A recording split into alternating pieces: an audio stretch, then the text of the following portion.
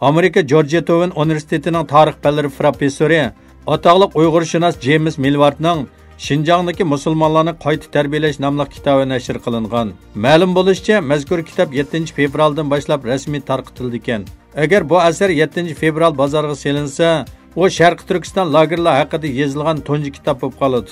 Professor Milward New York Kitoblar Observer nomli tor jurnalda e'lon qilingan maqolasida mazkur kitobning mazmunini tonishtirgan. Mazkur asarda lagerlarning ko'lami, lagerdagi tutqunlarning soni, uning funksiyasi qatorliq tafsilotlar paketlar bilan yoritib berilgan. Xitoylarning bu lagerlarni qanday pardozlayotganligi, Uyg'ur jamiyati duch kelayotgan xiristlarning mohiyati, Xitoyning siyosatining Uyg'urni keng ko'lamli tutqun qilib, bu lagerlarga qamashdek bu yo'nalishga qarab taraqqiy qilishning siyosiy, tarixiy va xalqaro orqa ko'rinishi analiz qilingan.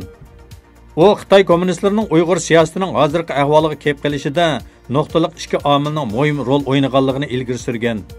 Uning qarashicha, birinchidan Xitoy Kompartiyasi Uyg'ur va boshqa musulmonlar uchun islomning nimadan derak berdiganligini xato tushunib olgan.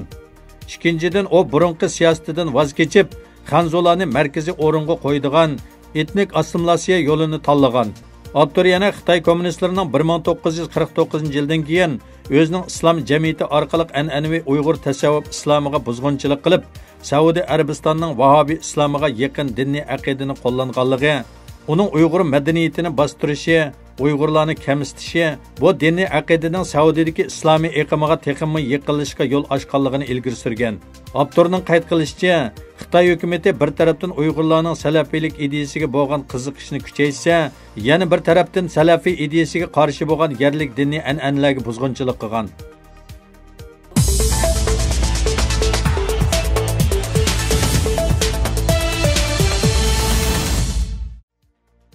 Amerikaning muavin prezidenti Mike Pence 16 yanvar kuni Amerika Tashqi ishlar ministrligida ochilgan chet elda turishliq bosh elchilar yig'inida so'z qilib, Amerika tashqi siyosatida bundan keyin vujudga kelish oldida turayotgan bir qism ahvollarni tonishtirdi.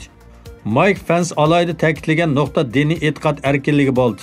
O Amerikaning so'z va matbuot erkinligi har qachon muhim o'ringa qo'ydiganligini so'zlab kelib, navbatda o'zlarining to'limi afsuslik ichida diniy huquqlarning payham bo'lishi va diniy e'tiqodga ega jamoatning ziyonkashlikka uchrashiga shohid bo'lganligini aytib, buningga misol qatorida Tibetlar va Uyg'urlarning Xitoy kommunistlarining bostirishiga uchrayotganligini tilga oldi. Xitoy Tashqi ishlar ministrligining bayonotchisi Hua Chunying 17 yanvar kuni Mike Pencening so'zlariga qattiq norozi bo'lganligini bildirgan. O muxbirlarni kutib olish yig'inida bu haqda so'z qilib, Amerikaning bu masala haqida Xitoy hukumatiga undaq deydigan salohiyati yo'q degan. Ba'zi analizchilar bu holga qarab ikki taraf munosabatidagi surkilishning damalliqi hal bo'lishidan umid yo'q deyishmoqda.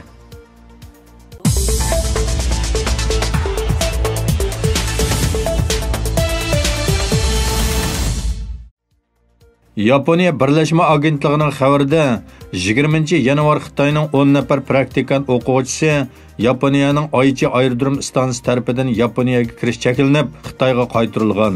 Xitoydan Yaponiyaga praktikant kelgan o'quvchilar izdereksiz yo'qolib ketganlik sababdan Yaponiya Chingan nahisning o'quvchi qabul qilish o'rni Xitoy praktikant o'quvchilar bilan bo'lgan to'xtamni 2018-yil noyabrda to'xtatgan bo'lsa-mu, Xitoy taraf o'z oldiga Yaponiyaga hech qanday tushuntirish bermay yo'lga solgan o'quvchilar ekan.